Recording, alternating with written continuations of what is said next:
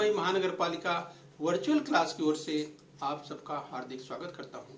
बच्चों, वैश्विक महामारी के चलते इस वर्ष पठन पाठन का कार्यक्रम प्रभावित हो रहा है। ऐसे में हमारी बृहन मुंबई महानगर पालिका ने प्रत्येक विद्यार्थी तक ऑनलाइन शिक्षण पहुंचाने की व्यवस्था की है। तो आइए बच्चों शुरू करते हैं। तो बच्चों, स्क्रीन पर आप देख पा रहे हैं कक्षा 8वीं की पाठ्य पुस्तक। तो बच्चों, कक्षा 8वीं में आज हम पढ़ेंगे भूगोल यानी ज्योग्राफी, जिसमें आज का पाठ है पृथ्वी की आंतरिक संरचना पार्ट 2। तो बच्चों, पार्ट 1 पढ़ चुके हैं, पार्ट 2 आज हम देखने वाले हैं, interior of the earth part 2। तो स्टूडेंट्स, मैं CS Patel, VTC MCGM Mumbai से। आइए बच्चों आगे बढ़ते हैं। बच्चों, पार्ट 1 में हमने पढ़ा था, तो चलिए हम आज थोड़ा सा रिवीजन करते हुए चलेंगे। बच्चों, पृथ्वी की आंतरिक संरचना यानी इंटीरियर ऑफ द अर्थ, तो स्क्रीन पर आपको बच्चों दिखाई दे रहा है वोल्केनो अर्थात ज्वालामुखी आप देख पा रहे हैं। बाईं ओर स्क्रीन पर बच्चों आप भूकंप देख पा रहे हैं। देखिए कि पृथ्वी किस तरह से हिल डुल रही है। तो बच्चों सोचिए कि जब कभी ऐसी स्थिति बनती है, भूकंप की स्थिति बनती है, जब कभी ज्वालामुखी फूटते हैं, राइट बच्चों, तो सोचिए आखिर में ऐसा क्यों होता है। तो बच्चों, पिछली बार हमने चर्चा की थी कि ये पृथ्वी की जो आंतरिक क्रियाएं हैं, इस बच्चों पृथ्वी के अंदर जो आंतरिक हलचलें हैं, उसका परिणाम ये आपको दिखाई दे रहा है। तो बच्चों, आज हम समझने का प्रयास करेंगे कि आखिर पृथ्वी के अंदर, जो पृथ्वी के इंटीरियर की हम बात करेंगे, पृथ्वी के अंदर किस तरह की स्थिति है, राइट। तो चलिए थोड़ा सा रिवीजन करते हुए आगे बढ़ेंगे। तो बच्चों, जैसा कि इसके पहले हमने देखा था कि वैज्ञानिक इस बात पर एकमत हैं कि पृथ्वी की उत्पत्ति सौरमंडल के साथ ही हुई है। शुरू में पृथ्वी गर्म एवं वायुरूप गोले में थी, लेकिन बच्चों आगे चल करके धीरे धीरे पृथ्वी जो है ठंडी होने लगी। पृथ्वी अपने अक्ष पर घूमते घूमते ठंडी हुई, और ठंडी होने की यह प्रक्रिया सतह से केंद्र की दिशा में होने के कारण पृथ्वी का बाह्य भाग भूपटल ठंडा एवं ठोस हुआ। इस बच्चों, तो स्क्रीन पर आप देख पा रहे हैं, ये अगर सोलर सिस्टम की बात करें तो बाईं ओर स्क्रीन पर आप सोलर सिस्टम देख पा रहे हैं।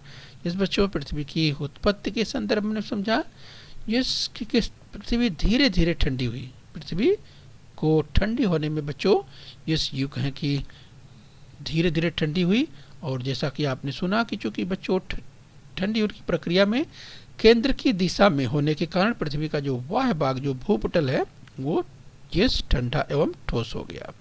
तो बच्चों देखिए, पृथ्वी हमारी किस तरह से घूमती है, पश्चिम से पूर्व की ओर घूम रही है। सबसे दाहिनी ओर स्क्रीन पर आप देख पा रहे हैं। तो चलिए बच्चों, हम रिवाइज कर रहे हैं। पृथ्वी के आंतरिक भाग में ताप अधिक है और सतह से गर्भ की ओर वह बढ़ता जाता है। तो बच्चों साथ ही बात करें कि एक विशिष्ट गहराई के पश्चात पृथ्वी का आंतरिक भाग अर्ध द्रव अवस्था में भी है। तो स्क्रीन पर आप देख पा रहे हैं बच्चों, ज्वालामुखी जब फूटते हैं तो आप देख सकते हैं किस तरह से, इस बच्चों देखिए ज्वालामुखी फूटने के बाद जो स्थिति बनती है, आप देखिए उसमें से किस तरह से धूल, धुआं, यस राख, और जो बच्चों आप देख पा रहे हैं, अगर हम यूँ कहें कि लावा की बात करें तो देखिए स्क्रीन पर किस तरह से आपको दिखाई दे रहा है बच्चों, जो आपको आग दिखाई दे रही है जैसी स्थिति। तो इस तरह जो है ज्वालामुखी जब फूटते हैं तो दिखाई देता है। तो देखिए बच्चों, दाहिनी ओर स्क्रीन पर पृथ्वी पश्चिम से किस तरह से पृथ्वी पश्चिम से पूर्व की ओर घूम रही है, यस अपनी एक्सिस पर, राइट, ये आपने देखा। तो बच्चों इसको हम एक बार पढ़ चुके हैं पार्ट 1 में, इसलिए हम थोड़ा सा रिवाइज करते हुए आगे बढ़ेंगे।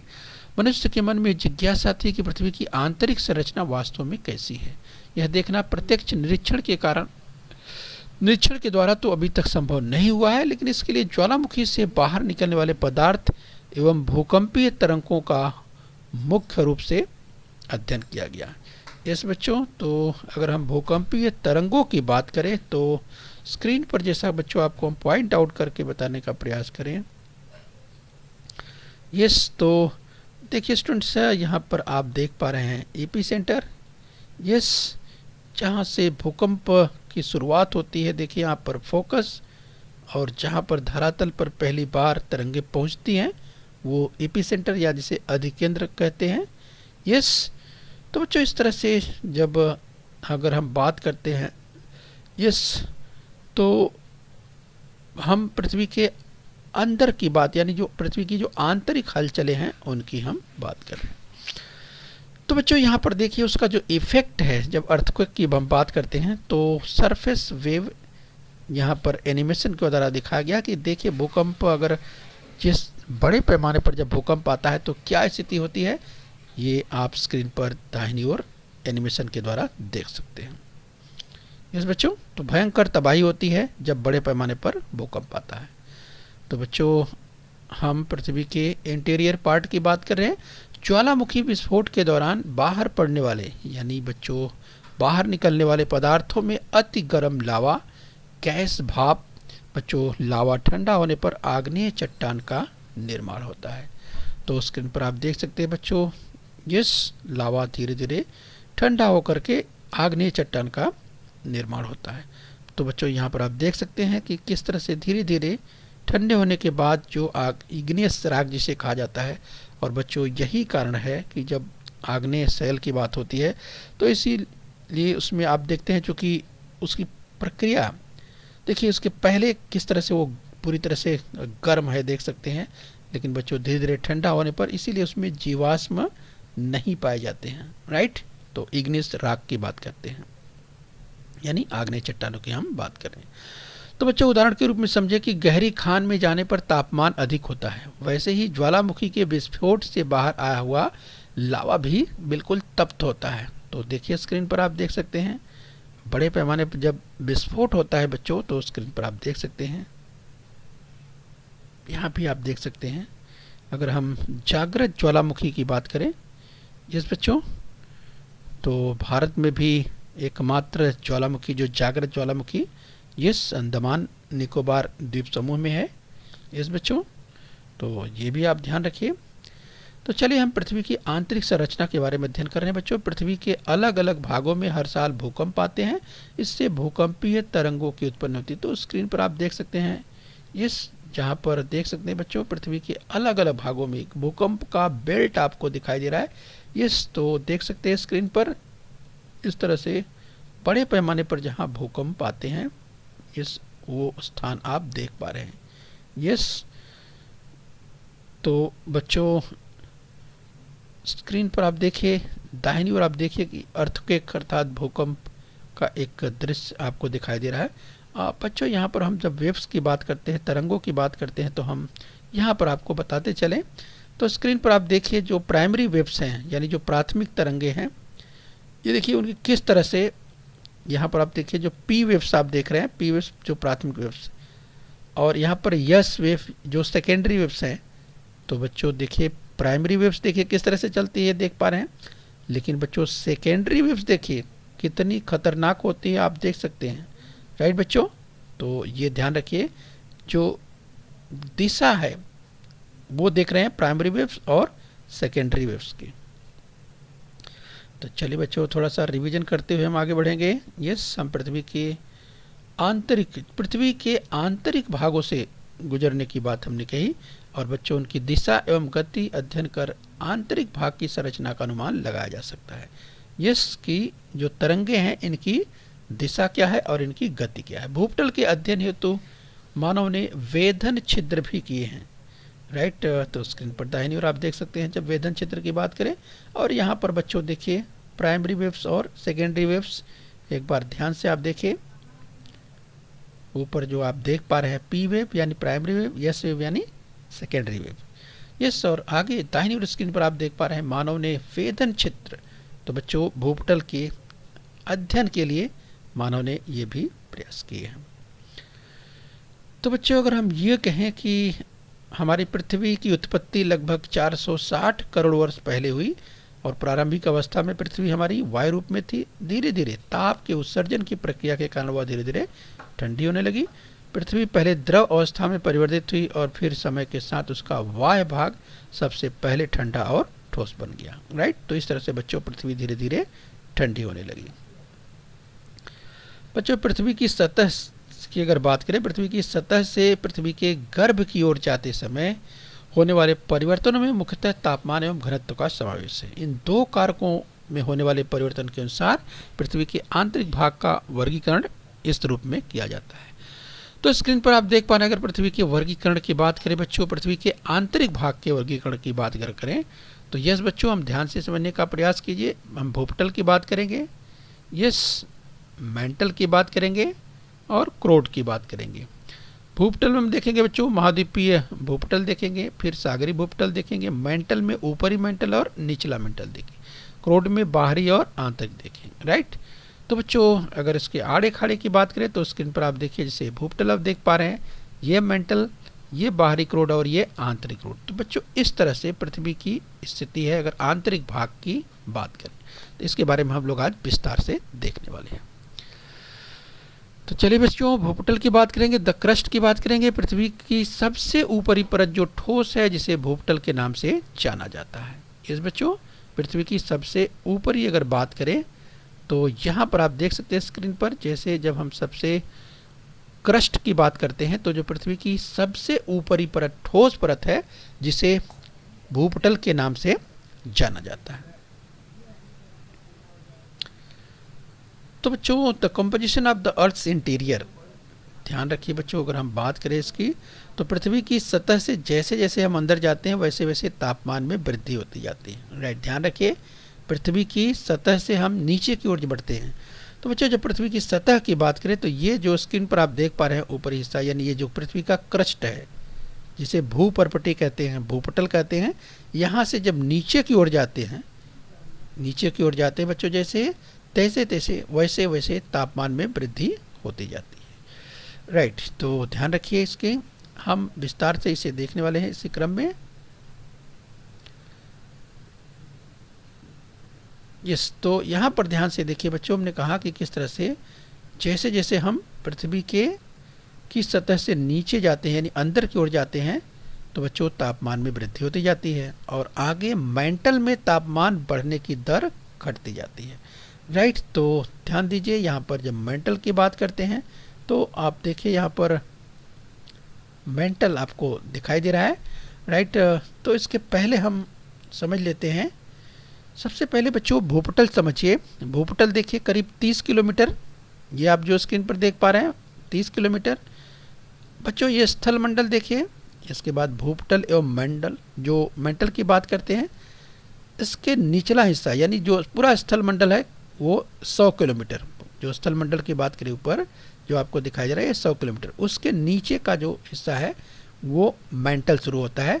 और मेंटल में जो ऊपरी मेंटल है, यस, जो ऊपरी मेंटल है बच्चों वो ठोस की स्थिति में है, यस, और जो बाहरी मेंटल है वो द्रव की स्थिति में है, राइट। ध्यान रखिए और इसकी डिस्टेंस को भी ध्यान रखिए। यस बच्चों, जो ऊपरी मेंटल है आप देखिए बच्चों, ये 2870 किलोमीटर आप देख पा रहे हैं, यस। और बच्चों ध्यान रखिए, और बच्चों उसके नीचे जब हम चलते हैं नीचे, तो बच्चों उसके नीचे क्रोड की स्थिति बनती है, और क्रोड में भी बाहरी क्रोड, और ये जो बाहरी क्रोड की बात करते हैं और इसके बाद आंतरिक क्रोड की बात करते हैं, यस बच्चों। तो इसे भी हम आगे विस्तार से देखने वाले हैं, राइट। ध्यान रखिए। तो चलिए इसी क्रम में हम और आगे बढ़ेंगे। पृथ्वी के अगर केंद्र की बात करें, यानी बच्चों पृथ्वी के केंद्र का तापमान, पृथ्वी का केंद्र जब बात करते हैं तो यस, यानी भूपटल से जो सरफेस है वहाँ से इसकी अगर बात करें बच्चों, उसकी गहराई की बात करें यानी केंद्र की बात करें तो बच्चों 6371 6371 किलोमीटर, और बच्चों इसका तापमान है करीब 5500 से 6000, यानी 5500 से 6000 अंश सेंटीग्रेड तापमान। बच्चों पृथ्वी के केंद्र में जो तापमान है वो लगभग 5500 से 6000 डिग्री। बच्चों आप सोचिए, पानी 100 अंश सेंटीग्रेड पर उबलने लगता है, तो आप जरा अनुमान लगाइए कि ऐसे में 6000 अंश सेंटीग्रेड का तापमान कितना होगा। बच्चों आप सोचिए, एक 6000 सेंटीग्रेड की बात करते हैं तो बच्चों 6000 अंश सेंटीग्रेड कितना होगा, यानी बच्चों एक परमाणु बम समझिए, यानी कहने का मतलब कितना ज़्यादा तापमान है पृथ्वी के अंदर। अगर क्रोड की बात करें, पृथ्वी का जो केंद्र है वहाँ पर तापमान कितना ज़्यादा है, 5500 से 6000। तो बच्चों आइए इसी क्रम में हम और आगे बढ़ें। हम महाद्वीपीय भूपटल यानी कॉन्टिनेंटल क्रस्ट की बात करेंगे। सबसे पहले जरा ध्यान से आप देखिए, तो जो इसकी संरचना की बात करेंगे तो बच्चों हम इस पार्टों में हम इसे विस्तार से देखने वाले हैं। महाद्वीपीय भूपटल की बात करें, कॉन्टिनेंटल क्रस्ट की बात करेंगे, जो स्क्रीन पर आपको दिखाई दे रहा है। महाद्वीपीय मुख्यतः सिलिका एवं एल्युमिनियम से बना है। तो बच्चों सिलिका और एल्युमिनियम, यस, तो सिलिका और एल्युमिनियम से बना हुआ है कौन सा महाद्वीपीय, जो महाद्वीप की हम बात करते हैं यानी जो कॉन्टिनेंट्स हैं, राइट। यानी बच्चों ये जो महाद्वीप हम देख पा रहे हैं पृथ्वी पर, जो महाद्वीप हैं ये सिलिका एवं एल्युमिनियम से बने हुए हैं, जिसे सियाल कहा जाता है। आगे हम आपको विस्तार से बताएंगे कि सियाल क्या होता है। यानी सिलिका और एल्युमिनियम इससे बने हुए हैं, राइट, जिसे सियाल कहा जाता है, सिलिका और एल्युमिनियम। बच्चों इनकी प्रचुरता के कारण इस परत को पहले सियाल कहा जाता था, ये ध्यान रखिए। और महाद्वीपीय भूपटल का जो घनत्व है ये बच्चों 2.65 से 2.90 ग्राम प्रति घन सेंटीमीटर है। तो अगर इसके घनत्व की बात करें तो ये भी आपको ध्यान रखना है। तो चलिए बच्चों इसी क्रम में हम और आगे समझने का प्रयास करेंगे। हम महाद्वीपीय भूपटल की बात कर रहे हैं यानी कॉन्टिनेंटल क्रस्ट की बात कर रहे हैं। तो ये बच्चों यहाँ पर देखिए जो भूपटल है करीब करीब 30 किलोमीटर, यानी बच्चों जब क्रस्ट की बात करते हैं, भूपटल की बात करते हैं तो करीब करीब 30 किलोमीटर इसको आपको ध्यान रखना। हम लिथोस्फीयर की बात करें, स्थल मंडल की बात करें, यस, तो ये आपको ध्यान रखना है कि स्थल मंडल में जब अगर पूरे स्थल मंडल की बात करते हैं तो वो करीब करीब 100 किलोमीटर के आसपास तक कवर करता है। और जब हम केवल क्रस्ट की बात करते हैं, भूपर्पटी की बात करते हैं, तब वो 30 किलोमीटर के आसपास उसे माना जाता है, यस। तो ध्यान रखिए बच्चों, यह भूपटल की दूसरी परत, यह परत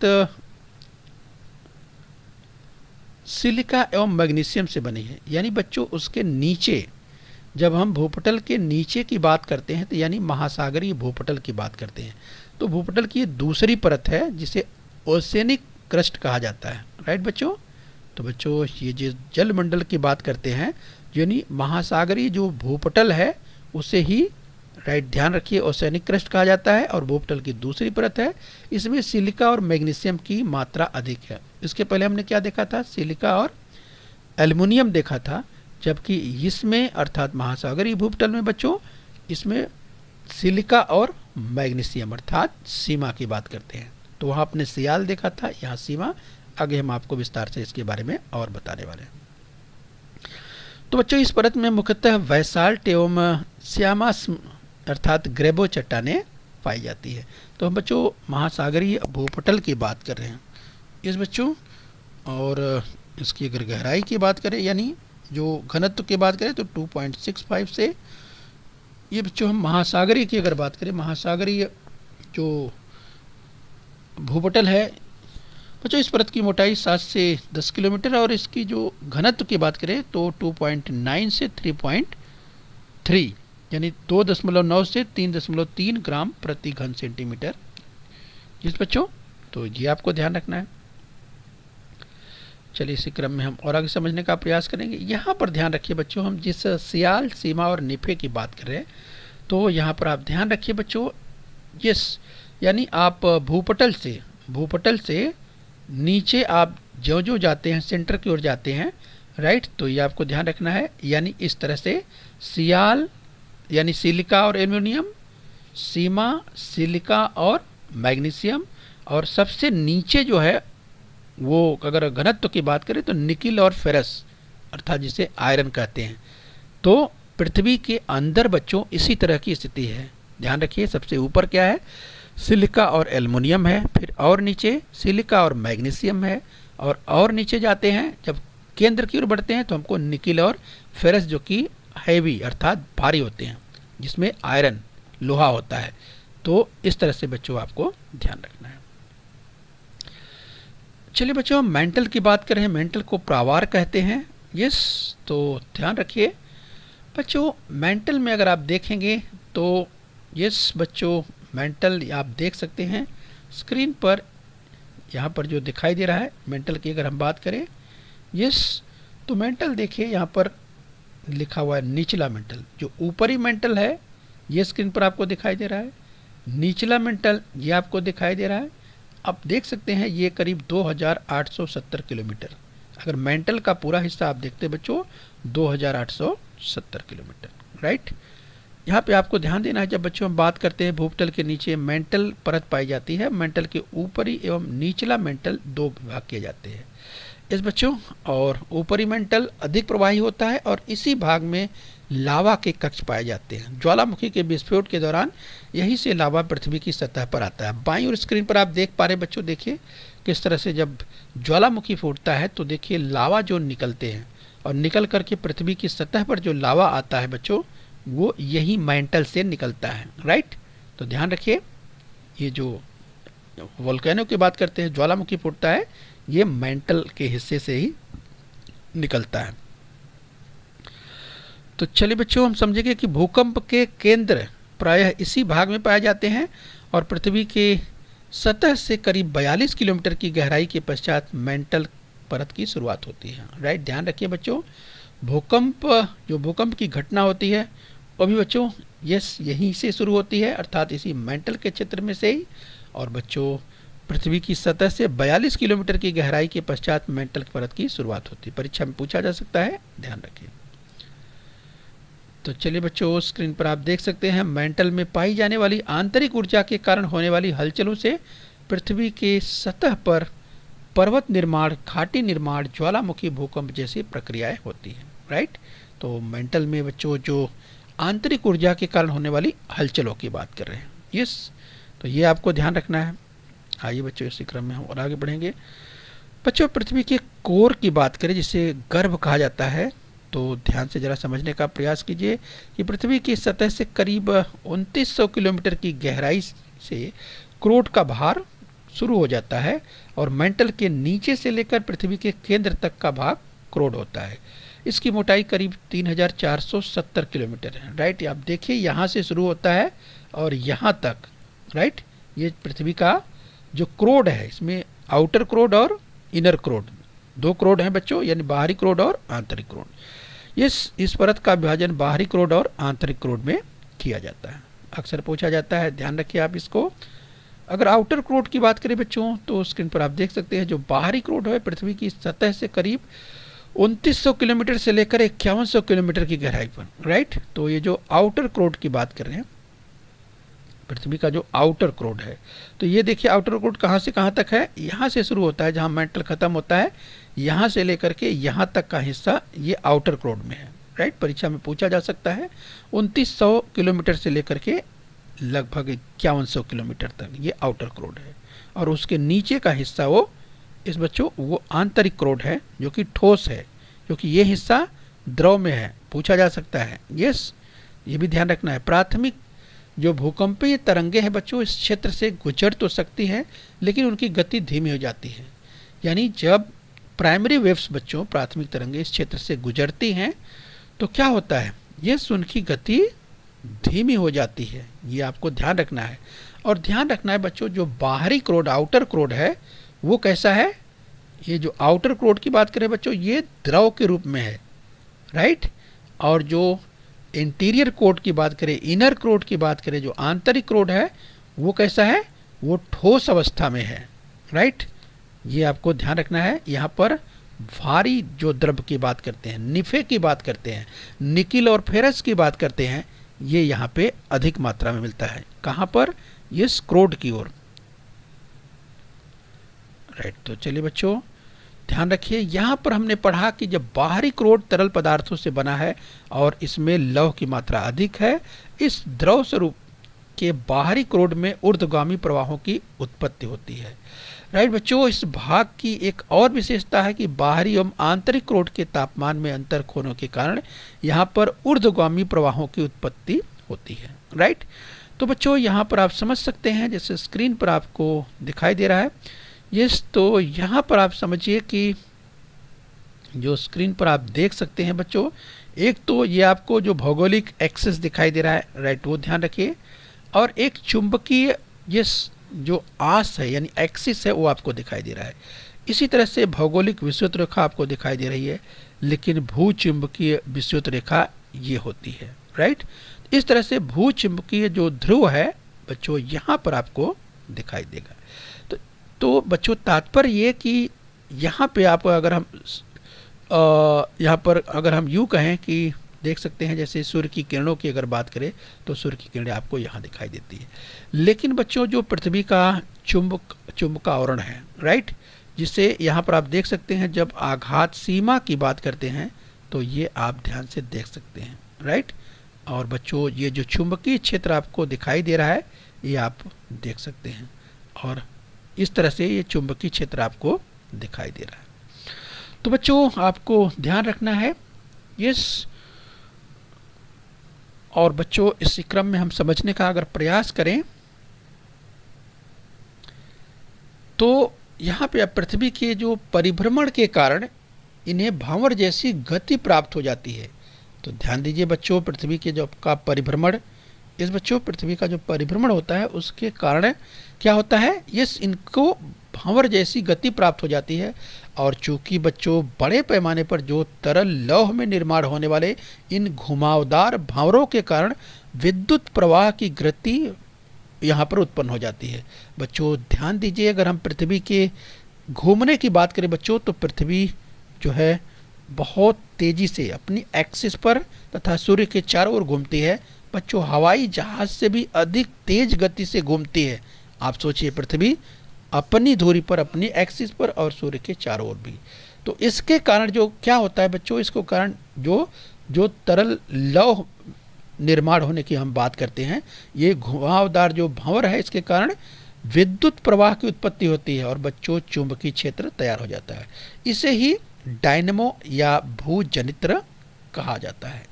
इस बच्चों तो ये भी आप ध्यान रखिए।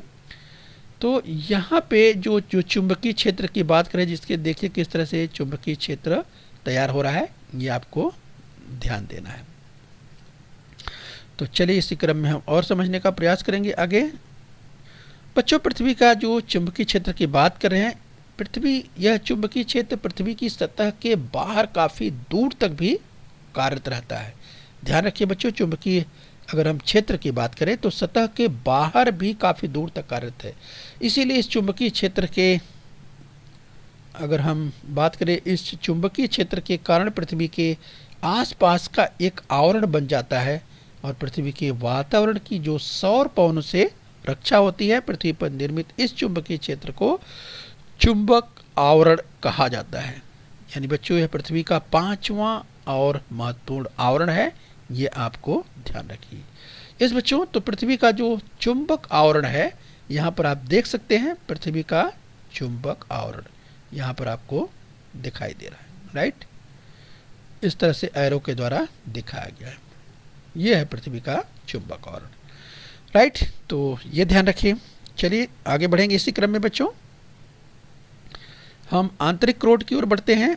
और बच्चों यह परत पृथ्वी की सतह से करीब 5150 किलोमीटर से लेकर 6371 किलोमीटर, यानी बच्चों अगर आपको पृथ्वी के केंद्र तक पहुंचना है तो आपको कितनी दूरी तय करनी पड़ेगी, 6371 किलोमीटर। यानी क्रस्ट से लेकर के आपको पृथ्वी के क्रोड तक जाना पड़ेगा, पृथ्वी के केंद्र तक जाना पड़ेगा, और ये दूरी है 6371 किलोमीटर, राइट। ये आपको ध्यान रखना है। इसके साथ ही बच्चों जब हम पृथ्वी के क्रोड की बात कर रहे हैं, राइट, तो ये आपको ध्यान रखना है बच्चों, यहाँ पर जो घनत्व है बच्चों, ये 13.3 ग्राम प्रति घन सेंटीमीटर है। और इसमें मुख्यतः बच्चों हमने कहा था जो हैवी की बात करें, भारी की बात करें, मुख्यतः लौह और कुछ मात्रा में निकल धातु पाए जाते हैं और इसीलिए इसे निफे कहा जाता है। हमने सियाल, सीमा और निफे की बात की, तो बच्चों निफे पृथ्वी के क्रोड की ओर है, पृथ्वी का जो आंतरिक क्रोड है वहाँ, जिसमें निकिल और फेरस की मात्रा अधिक है। और बच्चों इस भाग में ये पदार्थ अत्यंत उच्च दाब पर होते हैं और इसीलिए आंतरिक क्रोड का जो भाग है बच्चों वो ठोस अवस्था में है, राइट। तो ध्यान रखिए बच्चों, पृथ्वी के अंदर जो है ये जो पूरा मेंटल का बड़ा हिस्सा है ये ठोस आपको दिखाई देगा। उसके बाद बच्चों देखिए ये आपको द्रव के रूप में दिखाई देगा, यहाँ पर आप जो देख पा रहे हैं। इसके बाद पृथ्वी का जो ये आंतरिक क्रोड है, ये पुनः जो है आप देखिए ठोस रूप में है, राइट। ये परीक्षा में पूछा जा सकता है बच्चों, इसे आपका ध्यान रखना है। और इसीलिए आंतरिक क्रोड हमने कहा ठोस अवस्था में है, और यहाँ का तापमान लगभग सूर्य का पृष्ठीय तापमान है बच्चों, लगभग उसके बराबर है। तो आप सोचिए बच्चों, यहाँ पर तापमान बहुत ही अधिक है। ये आपको ध्यान रखना है।